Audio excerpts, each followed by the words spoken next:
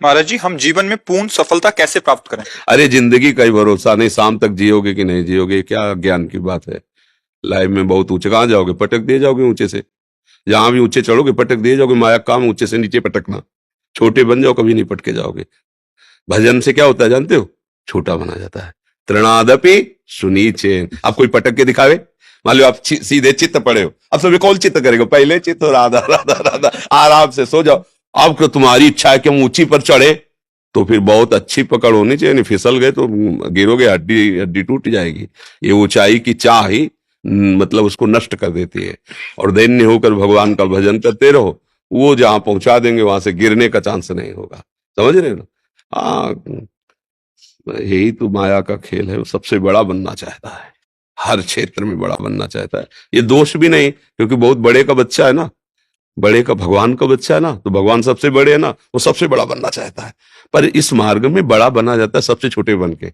जो जितना छोटा बन गया उतना ही बड़ा बन गया। मतलब सच्ची बात समझो, आप अपने को छोटा समझकर अपने को सबसे, तो आप देखोगे सबके पूज्य बन जाओगे। और जब सबसे बड़ा कर, तो क्या है इसमें गलती क्या होती? हमारा अहंकार पुष्ट होता है। वो अहंकार का काम है नाश करना, पतन करना।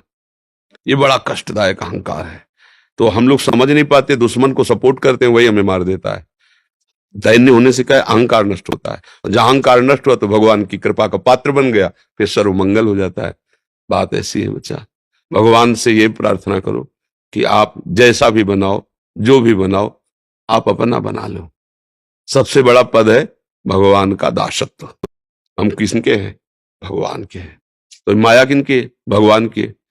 तो जो अंग रक्षक खड़े होते हैं वो सब चेक वाले खड़े होते हैं। सरकारी तो है ना, और सरकारी बिल्ला लगा हो, वो सलूट मारेगा। चेकिंग की जरूरत नहीं है।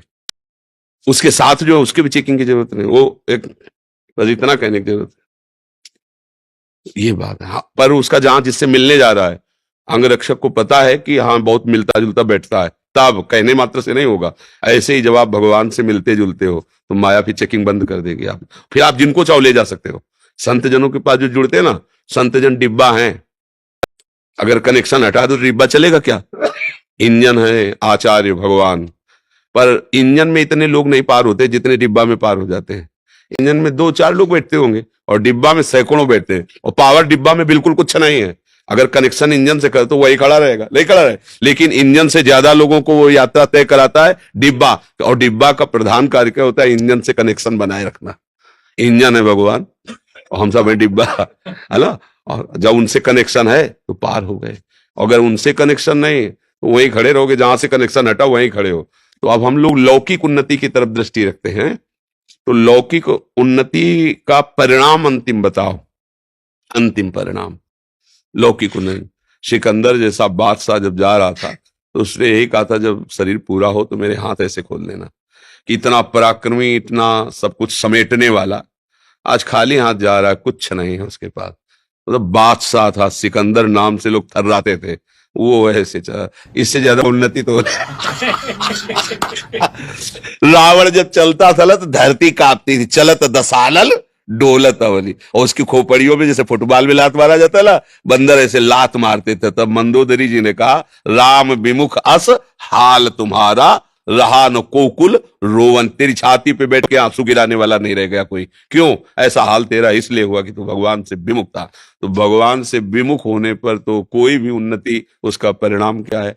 अगर हम भगवान के हैं तो हमारी बहुत बड़ी उन्नति है। क्या है? ये जीवन जैसे बने वैसे कटेगा, लेकिन अंत में हम भगवान के पास जाएंगे, अपने प्रभु से मिलेंगे, हमारा जन्म मरण छूट जाएगा, सदा सदा के लिए परमानंद में। और इसी जन्म में उसका लाभ देखने को मिलता है। एक बेपरवाही आती है, एक मस्ती आती है, एक भरोसा होता है। बहुत बड़े भगवान हमारे साथ है ना, उनका हम नाम जब करते हैं, उनके भरोसे पे है। और आज तक भगवान ने कभी किसी का भरोसा नहीं तोड़ा। आश्चर्य में उसके जीवन में घटनाएं घटने लगती जो भगवान का भरोसा कर लेता है। एक बार भाई जी महाराज गीता वाटिका में थे, तो तत्काल एक तार आया।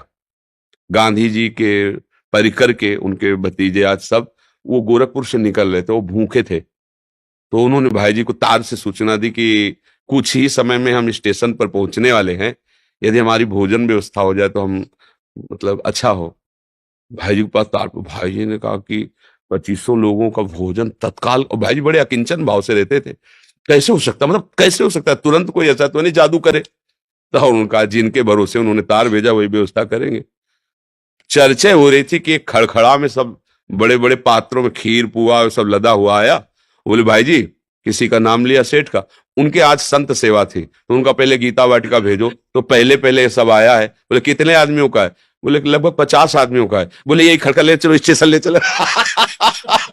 वो उतरे बाद में, भोजल वहां पहले पहुंच गया। ये क्या है? भगवान का भरोसा।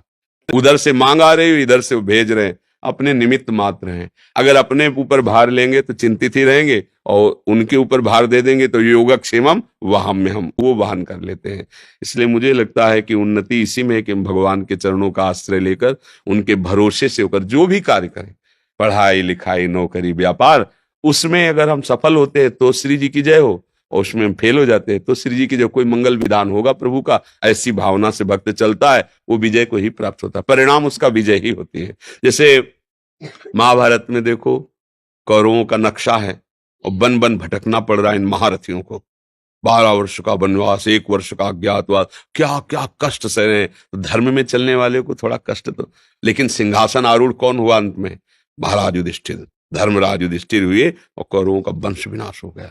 तो अगर हम धर्म से चले तो वास्तविक उन्नति मिलेगी। थोड़ा कष्ट तो हो सकता है, वो भी हमारे पाप हैं, उनका नाश हो रहा है इसलिए। ऐसा नहीं कि भगवान दे रहे हैं, नहीं नहीं नहीं, वो हमारे पूर्व के किए हुए पाप है, उनका क्षय हो जाएगा तो हमारे जो वर्तमान के पुण्य हैं, सुकृत हैं, वो हमें मंगलमय कर देंगे। तो इसलिए बच्चा, उन्नति तो भगवान के चरणों में समर्पित होने पर है। हमारी दृष्टि में लौकिक उन्नति कोई उन्नति नहीं है।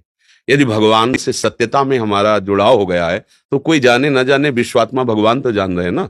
अगर भगवान से संबंध नहीं, संसार सब जान रहा है, तो इसकी ऐसी दशा है, ये 1 मिनट सिंहासन में रख के आपको पूजेगा, दूसरे मिनट नाली में फेंक देगा।